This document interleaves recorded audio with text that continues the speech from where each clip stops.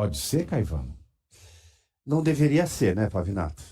Porque, segundo o regimento e segundo o artigo 254 do CPP, só as partes ou o próprio juiz podem arguir a suspeição ou impedimento. As partes aí, para deixar muito claro, seria o Ministério Público Federal, no caso representado pela PGR, e o Vorcaro.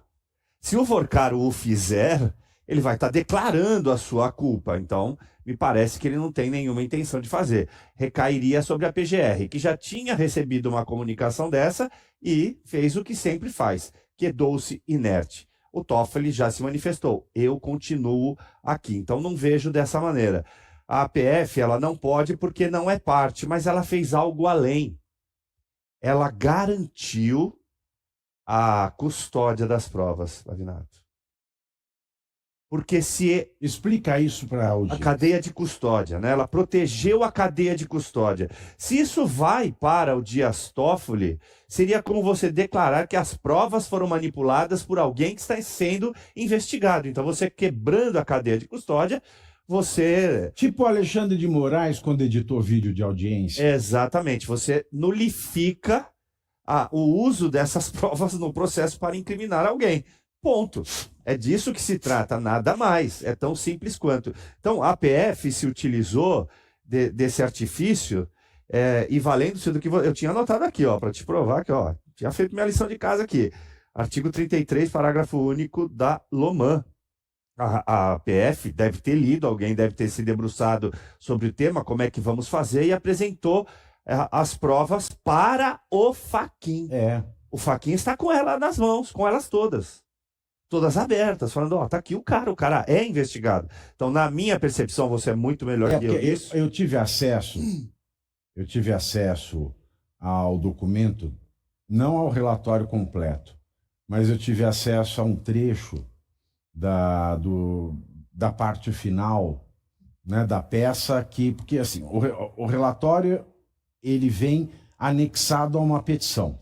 Nessa petição, a PF, né, que todo mundo fala que ela pediu suspeição, mas na verdade ela não pediu em nenhum momento a suspeição, porque de fato ela não é parte, mas ela fez o que manda o 33 da LOMAN. Parágrafo único da LOMAN, exatamente. Ele identificou ali, ó, autoridade policial, né? Foi a potencialidade do relator ter cometido crimes.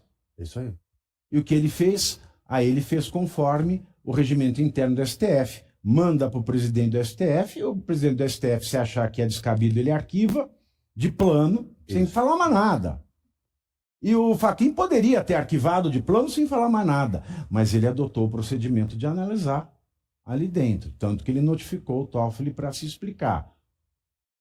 Agora, o que não pode é a Polícia Federal cumprir o despacho do Toffoli, antes de decidido pelo Fachin o que vai ser feito, não é? Exatamente, assim que eu vejo. E eu vi além, eu não sei se você vai concordar, eu já vi que alguns colegas aí num grupo de advogados concordam, né? Até dizem isso, afirmam isso. Caberia uma preventiva pelo 312 do CPP. Só que aí você tem um dilema, porque quem é que vai declarar, assinar esse mandado? Teria que ser o presidente do tribunal, no caso, porque não há nada superior ao presidente do STF. Você acha que o presidente do STF vai assinar um mandado de prisão para o Dias Toffoli? Acho difícil. O segundo caso, que também há uma penumbra, deveria. Estivéssemos em tempos normais, né, Pavinato, no Estado de Direito, imagino que se faria dessa forma. A outra seria ele colocar em avaliação do plenário da casa. A gente já sabe o resultado que isso daria, né? Ele permaneceria do jeito que está. De todo modo, eu só vejo... Será? O custo não é muito alto para a corte? Muito alto, mas acho que eles estão dispostos a continuar em Pavio. Você acha que eles não sacrificariam o Toffoli?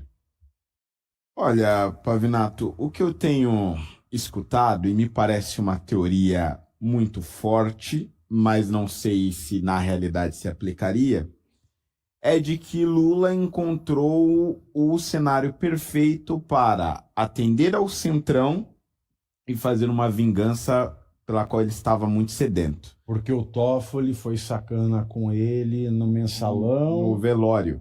Ah, velório do irmão. Tá, tá. O Lula Do estava Vavá. preso, exato. Vavá com E o Toffoli negou o pedido de saída do Lula para ir no velório do irmão quando ele estava preso. E há relatos de que Toffoli chegou a pedir perdão para Lula por conta disso e nunca ouviu a resposta. Paralelamente a isso, nós temos uma disputa do governo federal com o Congresso, mais especificamente o Senado, por conta da indicação do Messias para a vaga. Porque o Alcolumbre queria mandar, o Alcolumbre e o Centrão queria mandar o nome de Pacheco e Lula insiste no nome de Messias, mas ainda não tem apoio suficiente para isso. Tanto é que não enviou formalmente a carta ao Congresso Nacional. Então seria o cenário perfeito nesse caso. Lula tira um traidor, entre aspas, do STF, manda um recado a todos aqueles que o cercam, ao mesmo tempo abre uma segunda vaga no Supremo, consegue indicar o Messias com a promessa de que a segunda vaga seria do Pacheco. Do ponto de vista político, isso faz muito sentido, mas do ponto de vista histórico e para a Suprema Corte em si, olhando enquanto um corporativista do Supremo, isso seria um completo desastre, porque não se tem na história caso de ministro do Supremo que tenha sido empichado, e pior ainda, dentro de um escândalo de corrupção grotesco como esse.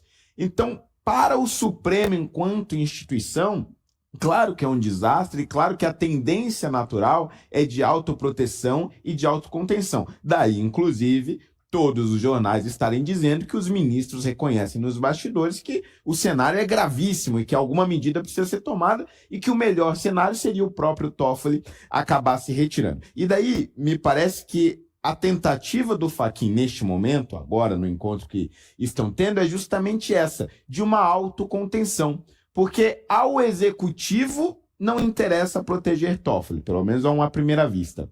E ao Centrão também não interessaria, porque abriria uma nova vaga. E aí entra também um dilema da oposição, né, que se encontra nesse momento, que é o seguinte: embarcar ou não embarcar na pauta de impeachment de Toffoli? Do ponto de vista moral, ético e político, a resposta é muito clara. É óbvio que a oposição deveria embarcar nessa. Por outro lado, a análise de médio e longo prazo nos diz que isso pode ser perigoso, porque caso isso venha à frente, caso este fato histórico se consume, nós estaríamos diante de mais 2 ministros indicados pelo Lula, né? Considerando que o PT já tem historicamente diversos ministros na Suprema Corte. Então, para a oposição, o melhor seria que Toffoli, claro, fosse empichado, mas que a nomeação desses ministros se arrastasse para 2027. É uma sinuca de bico.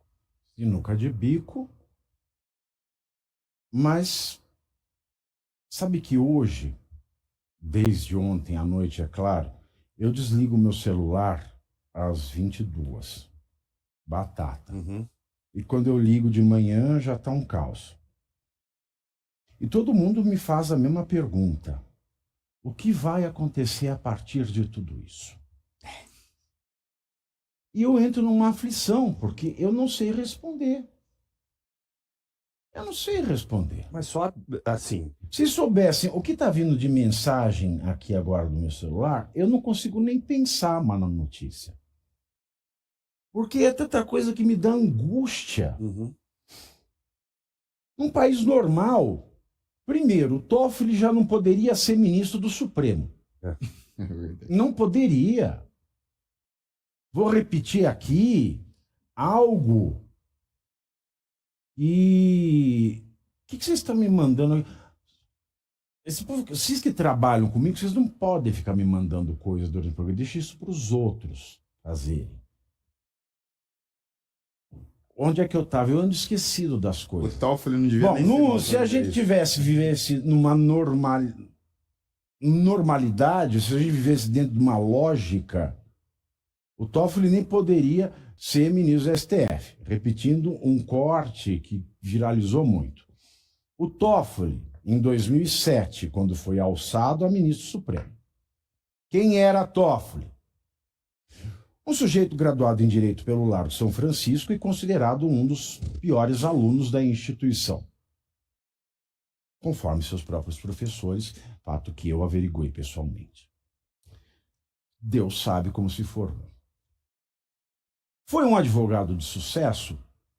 Não. Conseguiu ser promotor de justiça? Não. Foi um juiz? Fez 2 provas, tomou pau nas 2. O que ele fazia da vida? Era advogado pendurado do PT. E assim foi, até Lula chegar à presidência. Toffoli ele fez pós-graduação, lato sensu, aquela pós-profissionalizante, após que não serve para porcaria nenhuma. Não. Fez pós-estrito sensu, nem mestrado, nem doutorado. Era docente de alguma faculdade? Nenhuma. Escreveu artigos jurídicos publicados em revistas de 5ª categoria? Não estou falando nem em revista relevante. 0. Escreveu algum livro ou capítulo de obra coletiva? Também nenhuma. Como é que esse jabuti foi parar em cima do poste?